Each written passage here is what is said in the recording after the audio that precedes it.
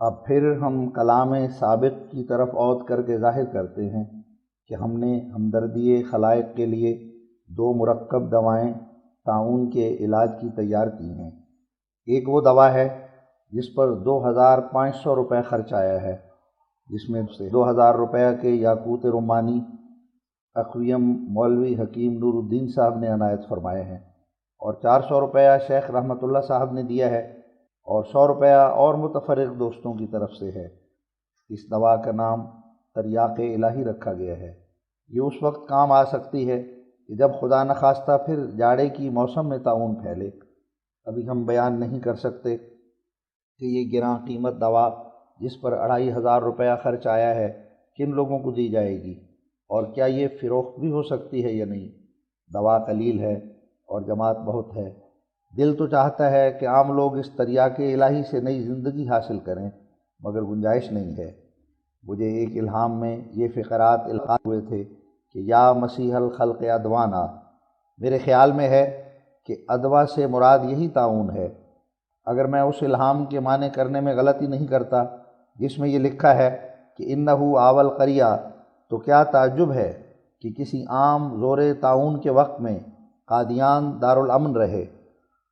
میں ہمیشہ اور 5 وقتہ نماز میں دعا کرتا ہوں کہ خدا اس بلا کو دنیا سے اٹھا دے اور اپنے بندوں کی تقصیریں معاف کرے، مگر پھر بھی مجھے ان الہامات کے لحاظ سے جو ظاہر کر چکا ہوں، اس حالت میں کہ لوگ توبہ نہ کریں، سخت اندیشہ ہے کہ یہ آگ جاڑے کے موسم میں یا اس کے ابتدا میں ہی یا برسات کے موسم میں ہی بھڑک نہ اٹھے۔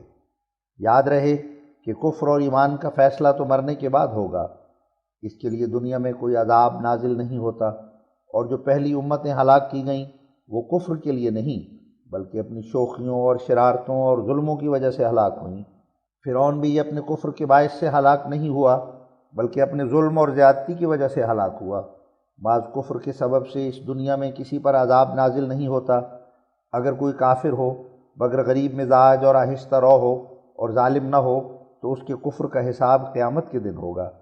اس دنیا میں ہر ایک عذاب ظلم اور بدکاری اور شوخیوں اور شرارتوں کی وجہ سے ہوتا ہے، اور ایسا ہی ہمیشہ ہوگا۔ اگر خدا تعالیٰ کی نظر میں لوگ شوخ طبع اور متکبر اور ظالم اور بے خوف اور مردم آزار ہوں گے، خواہ وہ مسلمان ہوں، خواہ ہندو، خواہ عیسائی، عذاب سے بچ نہیں سکیں گے۔ کاش لوگ اس بات کو سمجھیں اور غریب مزاج اور بے شر انسان بن جائیں۔ خدا تعالیٰ کسی کو عذاب دے کر کیا کرے گا اگر وہ اس سے ڈرتے رہیں۔ خدا تعالیٰ کے تمام نبی رحمت کے لیے آئے، اور جس نے رحمت کو قبول نہ کیا اس نے عذاب مانگا۔ ہر پاک نبی جو دنیا میں آیا وہ رحمت کا پیغام لے کر آیا، اور عذاب خدا سے نہیں بلکہ لوگوں نے اپنی کرتوتوں سے آپ پیدا کیا۔ ہاں، وہ سچوں کے لیے ایک علامت بھی ٹھہر گئے کہ ان کے آنے کے ساتھ ایک عذاب بھی آتا رہا۔ حاشیہ: اسی وجہ سے حدیثوں میں آیا ہے کہ مسیح موعود کے ظہور کے وقت میں ملک میں طاعون بھی پھوٹے گی منہ۔ اس جگہ یہ بھی واضح رہے کہ میں نے طاعون کے علاج کے لیے ایک مرہم بھی تیار کی ہے۔ یہ ایک پرانا نسخہ ہے جو حضرت مسیح علیہ السلام کے وقت سے چلا آتا ہے، اور اس کا نام مرہم عیسیٰ ہے۔ اگرچہ امتداد زمانہ کے سبب سے بعض دواؤں میں تبدیلی ہو گئی ہے، یعنی طب کی بہت سی کتابوں کے دیکھنے سے معلوم ہوتا ہے کہ ایک طبیب نے کوئی دوا اس نسخے میں داخل کی ہے اور دوسرے نے بجائے اس کے کوئی اور داخل کر دی ہے، لیکن یہ تغیر صرف 1-2 دواؤں میں ہوا ہے۔ اس کا سبب یہ معلوم ہوتا ہے کہ ہر ایک دوا ہر ایک ملک میں پائی نہیں جاتی، یا کم پائی جاتی ہے، یا بعض موسموں میں پائی نہیں جاتی۔ سو جس جگہ یہ اتفاق ہوا کہ ایک دوا مل نہیں سکی تو کسی طبیب نے اس کا بدل کوئی اور دوا ڈال دی، اور در حقیقت قرابدینوں کے تمام مرکبات میں جو بعض جگہ اختلاف نسخوں کا پایا جاتا ہے اس کا یہی سبب ہے۔ مگر ہم نے بڑی کوشش سے اصل نسخہ تیار کیا ہے۔ اس مرکب کا نام مرہم عیسیٰ ہے، اور مرہم حواریین بھی اسے کہتے ہیں، اور مرہم الرسل بھی اس کا نام ہے، کیونکہ عیسائی لوگ حواریوں کو مسیح کے رسول یعنی ایلچی کہتے تھے، کیونکہ ان کو جس جگہ جانے کے لیے حکم دیا جاتا تھا وہ ایلچی کی طرح جاتے تھے۔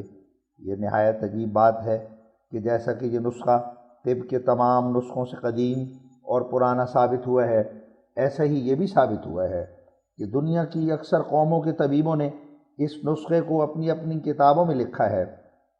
چنانچہ جس طرح عیسائی طبیب اس نسخے کو اپنی کتابوں میں لکھتے آئے ہیں، ایسے ہی رومی طبابت کی قدیم کتابوں میں بھی یہ نسخہ پایا جاتا ہے، اور زیادہ تر تعجب یہ ہے کہ یہودی طبیبوں نے بھی اس نسخے کو اپنی کتابوں میں درج کیا ہے، اور وہ بھی اس بات کے قائل ہو گئے ہیں کہ یہ نسخہ حضرت عیسیٰ علیہ السلام کی چوٹوں کے لیے بنایا گیا تھا، اور نصرانی طبیبوں کی کتابوں اور مجوسیوں اور مسلمان طبیبوں اور دوسرے تمام طبیبوں نے جو مختلف قوموں میں گزرے ہیں اس بات کو بالاتفاق تسلیم کر لیا ہے کہ یہ نسخہ حضرت عیسیٰ علیہ السلام کے لیے بنایا گیا تھا۔